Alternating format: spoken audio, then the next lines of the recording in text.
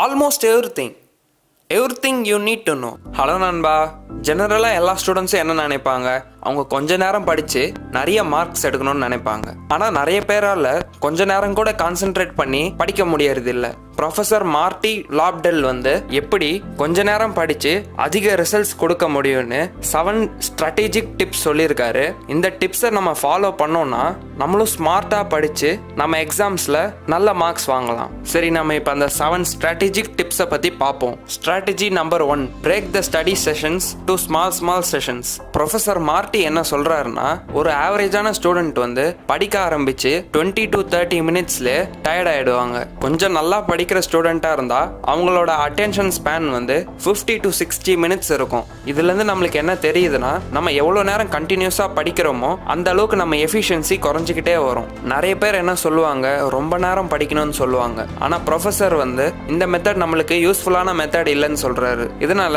நம்ம ரொம்ப நேரம் படிக்க போறோம்னா நம்ம படிக்கிற செஷன்ஸை சின்ன சின்ன செஷனாக மாற்றிக்கணும். இப்போ நம்ம 25 to 30 மினிட்ஸ் படிச்சிட்டோம்னா ஒரு 5 to 10 மினிட்ஸ் பிரேக் எடுத்துக்கணும். இந்த பிரேக்கில் நம்ம என்ன வேணால் பண்ணலாம், ஆனால் நம்மளோட மைண்ட் ரிலாக்ஸ் ஆகணும். நீங்கள் ரிலாக்ஸ் ஆகிறதுக்கு உங்களுக்கே ஒரு ரிவார்ட் கூட நீங்கள் கொடுத்துக்கலாம். அதாவது 25 மினிட்ஸ் இப்போ படிச்சிட்டிங்கன்னா அந்த 5 மினிட்ஸ் பிரேக்கில் ஒரு சாக்லேட் சாப்பிட்றதோ இல்லை ஒரு ஐஸ்கிரீம் சாப்பிட்றதோ செஞ்சீங்கன்னா நீங்களே உங்களுக்கு ரிவார்ட் கொடுத்துக்கிறீங்க.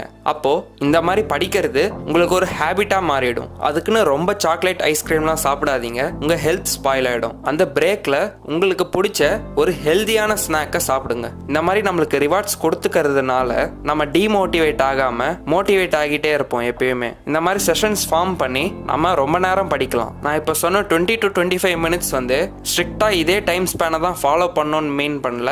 உங்களுக்கு எவ்வளோ அட்டென்ஷன் ஸ்பேன் இருக்கோ அவ்வளோ நேரம் நீங்கள் படிக்கலாம். உங்களோட அட்டென்ஷன் ஸ்பேனை கண்டுபிடிக்க படிக்க ஆரம்பிச்சுட்டு ஒரு டைமர் ஆன் பண்ணி வைங்க. அந்த டைமர் மேலே ஃபோக்கஸ் வைக்காதீங்க. உங்களால் எவ்வளோ நேரம் படிக்க முடியுதோ படிங்க. நீங்கள் என்ன படிக்கிறேன்னே புரியாமல் டிஸ்ட்ராக்ட் ஆக ஆரம்பிச்சிட்டிங்கன்னு உங்களுக்கே தெரியுதுன்னா அப்போது அந்த டைமரை பாருங்கள். அந்த டைமரில் இருக்க டைம் தான் உங்களோட அட்டென்ஷன் ஸ்பேன். இப்போ அந்த டைமரில் 45 மினிட்ஸ்ன்னு காட்டுதுன்னா இதுதான் உங்களோட அட்டென்ஷன் ஸ்பேன். நீங்கள் எவ்ரி 45 மினிட்ஸ் ஒரு பிரேக் எடுத்துக்கோங்க. Strategy number 2, create a study space. நீங்கள் எப்பயுமே படிக்கும்போது ஒரே இடத்துல படிங்க. நீங்கள் படிக்கும்போது யூஸ்வலாக எந்த ரூமில் படிப்பீங்களோ அதே ரூமில் படிங்க. ஏன்னா நம்ம என்வாயர்மெண்ட் நம்ம வில் பவரை விட ஸ்ட்ராங்கானது. ஏன்னா சைக்காலஜி படி பார்த்தோம்னா நம்மளோட மூட், நம்மளோட பிஹேவியர் ஒரு இடத்துக்கு ஒரு மாதிரி இருக்கும். இப்போ நம்ம ஃப்ரெண்ட்ஸ் கூட ஜாலியாக இருக்கிற மாதிரி ஒரு இடத்துல இருந்தோன்னா அங்கே நம்ம என்ஜாய் தான் பண்ணுவோம், படிக்க மாட்டோம். அதே சீரியஸாக ஏதாவது ஒரு ஒர்க் பண்ணுற குரூப்பில் நம்ம போய் இருந்தோன்னா அங்கே போய் நம்மளுக்கு என்ஜாய் பண்ண தோணாது, அவங்கள மாதிரியே சீரியஸாக ஒர்க் பண்ணணும்னு தோணும். இதெல்லாம் ஏன் நடக்குதுன்னா நம்மளோட மைண்ட் நம்மளோட என்வாயர்மெண்ட்டுக்கு ஏற்ற மாதிரி ட்ரிகர் ஆகும். அதனால் படிக்கும்போது பெட்டில் உட்காந்துக்கிட்டு படிக்காதீங்க. பெட்டில் உட்காந்துட்டு படித்தோன்னா நம்மளுக்கு கொஞ்ச நேரத்துல தூக்கம் வரலாம். ஏன்னா நம்ம பெட்டில் எப்பயுமே தூங்குவோம். அந்த என்வாயர்மெண்ட்டுக்கு ஏற்ற மாதிரி நம்ம மைண்டு சேஞ்ச் ஆயிரும். ஆனால் இதை ஞாபகம் வச்சுக்கோங்க, நீங்கள் யூஸ்வலாக பெட்டில் தான் படிப்பீங்கன்னா அந்த இடத்துல உட்காந்து படிக்கிறது தான் உங்களுக்கு பெஸ்ட் ஆப்ஷன். ஏன்னா நீங்கள் இப்போ வேற ஏதாவது இடத்துக்கு போய் உட்காந்து படிச்சிங்கன்னா உங்கள் மைண்ட் அதை அக்செப்ட் பண்ணிக்காது,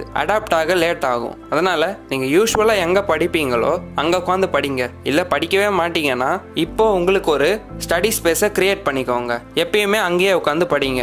இதனால் படிக்கும்போது உங்களோட எஃபிஷியன்சி இம்ப்ரூவ் ஆகும். Strategy number 3, study actively. எதை படித்தாலும் ஆக்டிவாக படிங்க. வெறும் அதில் இருக்க வார்த்தைங்களை படிக்காமல் அதோட அர்த்தத்தை புரிஞ்சுக்க ட்ரை பண்ணுங்கள். நீங்கள் படிக்கும்போது நீங்கள் படிக்கிறது ஃபேக்ட்ஸா இல்லை கான்செப்ட்ஸான்னு தெரிஞ்சுக்கோங்க. இப்போ நீங்கள் ஹியூமன் பாடியில் இருக்க ஸ்ட்ராங்கஸ்ட் மசில் எதுன்னு படிக்கிறீங்கன்னா இது ஒரு ஃபேக்ட்ஸை ஞாபகம் வச்சுக்கிட்டா மட்டும் போதும். இப்போ டைஜஸ்டிவ் சிஸ்டம் எப்படி ஒர்க் பண்ணுதுன்னு படிக்கிறீங்கன்னா இது ஒரு கான்செப்ட். ஃபேக்ட்ஸை விட கான்செப்ட்ஸ் தான் ரொம்ப இம்பார்ட்டன்ட். நீங்கள் எல்லா கான்செப்ட்ஸையும் ஒரு தடவை படித்து அது என்னன்னு தெளிவாக தெரிஞ்சுக்கிட்டீங்கன்னா அது நம்மளுக்கு மறக்கவே மறக்காது. ஃபேக்ட்ஸை நம்ம வெறும் மனப்பாடம் பண்ணுறதுனால கொஞ்ச நாள் கழித்து அது மறக்கிறதுக்கும் சான்ஸ் இருக்குது. ஃபேக்ட்ஸை ஞாபகம் வச்சுக்கிறதுக்கு நம்ம நிறைய ரிவிஷன்ஸ் பண்ணணும். நம்ம படிக்கிற புக்ஸில் ஃபேக்ட்ஸும் இருக்கும், கான்செப்ட்ஸும் இருக்கும். நம்ம படித்த ஃபேக்ட்ஸ் இல்லை கான்செப்ட்ஸ் நம்மளுக்கு ஞாபகம் இருக்கான்னு தெரிஞ்சுக்க நம்ம நம்மளோட ஓன் வேர்ட்ஸில் நம்மளுக்கே இல்லை வேற யாராவது ஃப்ரெண்டுக்கு எக்ஸ்பிளைன் பண்ணி புரிய வைக்கணும். இந்த எக்ஸ்பிளனேஷனை பண்ணுறப்ப நம்ம புக்கை மூடி வச்சுட்டு பண்ணணும். ப்ரொஃபஸர் மார்ட்டி என்ன சொல்கிறாருன்னா, நிறைய டாப்பர்ஸ் வந்து அவங்க படிக்கும்போது அந்த கான்செப்ட்ஸில் இருக்க இம்பார்ட்டன்ட் வேர்ட்ஸை ஹைலைட் பண்ணி வச்சுப்பாங்க. இதனால் அவங்க திரும்ப படிக்கிறப்ப அந்த ஹைலைட்ஸ்லாம் பார்க்குறப்ப நம்ம இதை ரிவைஸ் தான் பண்ணுறோன்னு தெரிஞ்சு அவங்க அதை ஈஸியாக படிச்சிருவாங்க. நம்ம அந்த ஹைலைட்ஸ் எல்லாம் பார்க்குறப்ப நம்மளுக்கு இது ஏற்கனவே தெரியும்னு ஒரு கான்ஃபிடன்ஸ் வரும். அந்த கான்ஃபிடன்ஸ் இருக்கிறதுனால நம்ம படிக்கும்போது அதை ஈஸியாக படிச்சிருவோம். ஆனால் நல்லா ஞாபகம் வச்சுக்கோங்க, நம்மளோட ஓன் வேர்ட்ஸில் எக்ஸ்பிளைன் பண்ணும்போது புக்கை மூடி வச்சுட்டு பண்ணுங்க. அப்போதான் உங்களுக்கு எவ்வளோ ஞாபகம் இருக்குன்னு தெரியும். ஏதாவது கான்செப்டை உங்களால் நல்லா எக்ஸ்பிளைன் பண்ண முடியலன்னா அந்த கான்செப்டை திரும்ப படிங்க. இந்த டெக்னிக்கு பேர் தான் famine technique are active recall technique. Strategy number 4, take active notes.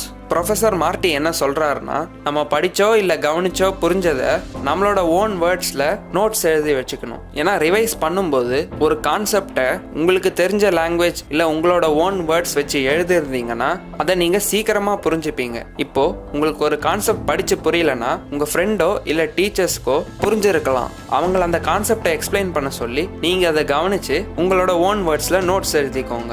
Strategy number 5, teach or summarise the learned concept to others. ஒரு விஷயத்தை கற்றுக்க பெஸ்ட்டு வே என்னன்னா அடுத்தவங்களுக்கு சொல்லி கொடுக்கறது தான். அடுத்தவங்களுக்கு சொல்லி கொடுக்கறதுனால 2 பெனிஃபிட் இருக்கு. ஃபர்ஸ்ட் பெனிஃபிட் என்னன்னா, நீங்கள் ஆக்டிவாக படிப்பீங்க. நீங்கள் அடுத்தவங்களுக்கு சொல்லி கொடுக்கும்போது நீங்கள் படித்த விஷயத்த உங்கள் பிரெயின்லேருந்து தான் ரீகால் பண்ணி சொல்கிறீங்க. இதனால் நீங்கள் படித்தது உங்களுக்கு நல்லா ஞாபகம் இருக்கும். நம்ம அடுத்தவங்களுக்கு சொல்லி கொடுக்கும்போது புக்கை பார்த்தும் சொல்லி கொடுக்க போகிறது இல்லை. இதோட செகண்ட் பெனிஃபிட் என்னன்னா, உங்களுக்கு ஆக்சுவலாக அந்த கான்செப்டில் எவ்வளோ புரிஞ்சிருக்குன்னு நீங்களே தெரிஞ்சுப்பீங்க. இப்போ ஒரு கான்செப்டை உங்களால் நல்லா எக்ஸ்பிளைன் பண்ண முடியலன்னா நீங்கள் அதை திரும்ப படிக்கணும்னு தெரிஞ்சுப்பீங்க. இதை தான் ஆல்பர்ட் ஐன்ஸ்டைனும் சொல்லியிருந்தாரு. ஒரு விஷயத்தை சிம்பிளாக எக்ஸ்பிளைன் பண்ண நம்மளுக்கு தெரியலன்னா அந்த கான்செப்ட் வந்து நம்மளுக்கே புரியலன்னு தான் அர்த்தம். Strategy number 6, technique to read text book. Professor மார்ட்டி வந்து டெக்ஸ்ட் புக்கை படிக்கிறதுக்கு கூட நம்மளுக்கு ஒரு டெக்னிக் சொல்லி கொடுத்துருக்காரு. அந்த டெக்னிக்கோட பேர் என்னன்னா SQ3R டெக்னிக். இந்த மெத்தடை வந்து 1946ல் பிரான்சிஸ் ராபின்சன் ஒருத்தர் எஃபெக்டிவ் ஸ்டடிக்காக ஃபார்முலேட் பண்ணாரு. இந்த SQ3R டெக்னிக்கோட எக்ஸ்பென்ஷன் என்னன்னா, survey, question, read, recite and review. இதோட மீனிங் என்னன்னா, எந்த சாப்டரும் படிக்கிறதுக்கு முன்னாடி அந்த சாப்டரை ஒரு சர்வே பண்ணணும். அதாவது ஓவர்வியூ மாதிரி பார்க்கணும். அந்த சாப்டர்ல ஆக்சுவலா என்ன இருக்குன்னு தெரிஞ்சுக்கணும். அந்த சாப்டரோட லாஸ்ட்ல சில கொஸ்டின்ஸ் கொடுத்துருப்பாங்க. அந்த கொஸ்டின்ஸை படிச்சு பார்த்து நம்ம பிரெயினை ஆக்டிவா மாற்றணும். அதுக்கப்புறமா ஒரு பேப்பர் எடுத்து அந்த சாப்டர்ல உங்களுக்கு தோணுன இம்பார்ட்டன்ட் கொஸ்டின்ஸ் எல்லாம் எழுதி வைங்க. உங்களுக்கு எதுவும் தெரியலனா அந்த சாப்டர்ல இருக்க ஹெட்லைன்ஸ் கூட கொஸ்டின்ஸா நீங்க ஃபார்ம் பண்ணலாம். ஒரு 2 மினிட்ஸ் நம்ம பாசிபிள் கொஸ்டின்ஸ் எல்லாம் எழுதுனதுக்கு அப்புறமா ஆக்சுவலா அந்த சாப்டரை ரீட் பண்ணணும். நம்ம ஃபைண்ட் பண்ண கொஸ்டின்ஸ்க்கெல்லாம் ஆன்சர்ஸ் கண்டுபிடிக்கணும். நம்ம ரீட் பண்ணதுக்கு அப்புறமா புக்கை க்ளோஸ் பண்ணிட்டு நம்ம படிச்சதை நம்மளோட ஓன் வேர்ட்ஸ்ல சொல்லி ரீகால் பண்ணணும். கடைசியா நம்ம படிச்சதை ரிவ்யூ பண்ணணும். இந்த சாப்டர்ல இருந்து நான் என்ன தெரிஞ்சுக்கிட்டேன், இந்த தெரிஞ்சுக்கிட்ட இன்ஃபர்மேஷனை நான் எப்படி யூஸ் பண்றதுன்னு ரிவ்யூ பண்ணணும். நம்ம இந்த டெக்னிக்கை ஃபுல்லா யூஸ் பண்ணணும்னு அவசியம் இல்லை. ஆனா இந்த 3R மெத்தடை நம்ம ஸ்டடீஸ்ல இம்ப்ளிமெண்ட் பண்ணி யூஸ் பண்ணோம்னா நம்ம இம்ப்ரூவ் ஆகலாம். நம்ம சேனல்ல புக் ரிவ்யூஸ் பண்றோம். இந்த 6 ஸ்ட்ராட்டஜிஸை படிச்சு தெரிஞ்சுக்கிறதுக்கு முன்னாடியே புக் ரிவ்யூஸ் பண்ண நான் இந்த கான்செப்ட்ஸை தான் யூஸ் பண்ணிட்டு இருந்தேன். Strategy number 7, use mnemonics to memorize facts.